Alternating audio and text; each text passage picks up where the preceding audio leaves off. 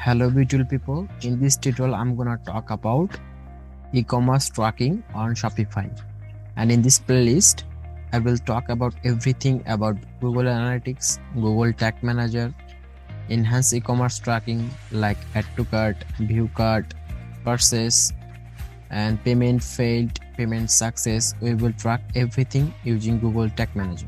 I will set up Facebook conversion API for server-side tracking. I will set up TikTok pixel. I will also set up Snapchat pixel.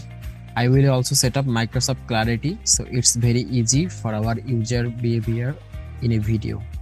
Feel free to check out this all playlist video. Hope you will get better idea about e-commerce tracking. In this playlist, I choose e-commerce platform like Shopify, and we will do everything step by step. So see you on the next video. Have a great day.